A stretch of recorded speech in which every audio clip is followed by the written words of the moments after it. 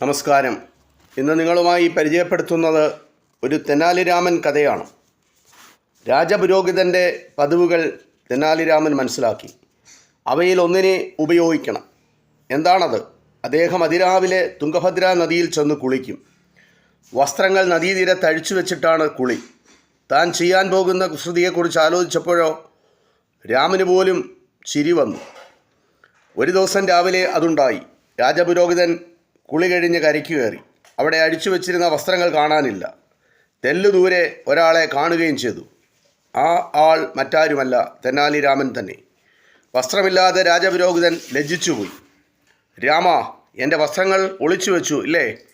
അവ എടുത്തുകൊണ്ട് തരൂ, അദ്ദേഹം നീരസത്തോടും ദേഷ്യത്തോടും കൂടി പറഞ്ഞു. ദേഷ്യവും മറ്റും വേണ്ട കേട്ടോ.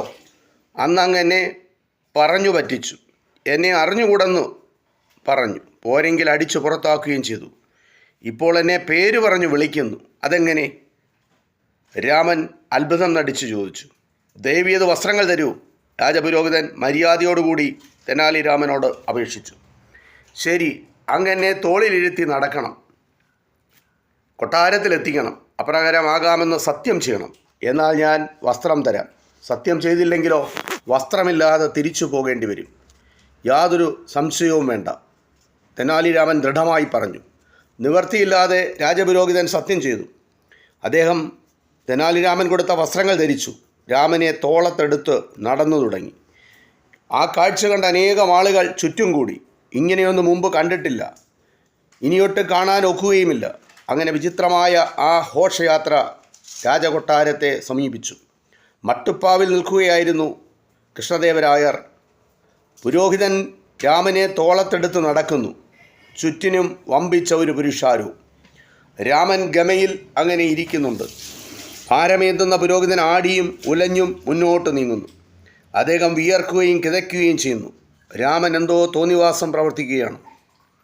ഇക്കാര്യം ചക്രവർത്തിക്ക് മനസ്സിലായി. രാമനോട് അതിരുകടന്ന ദേഷ്യവും തോന്നി. അദ്ദേഹം കുറേ ഭടന്മാരെ വിളിച്ചു വരുത്തി. ക്ഷണത്തിൽ ഗോപുരവാതുക്കലേക്ക് ചെല്ലുവീൻ.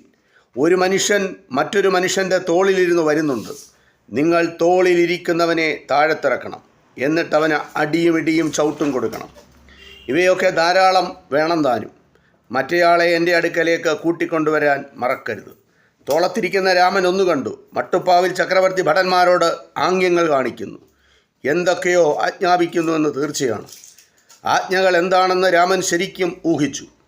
അപ്പോൾ അയാൾ മറ്റൊരു കൗശലം പ്രയോഗിച്ചു. തോളത്തു നിന്ന് നിലത്തുചാടി രാജപുരോഹിതൻ്റെ പാദങ്ങളിൽ നമസ്കരിച്ചു.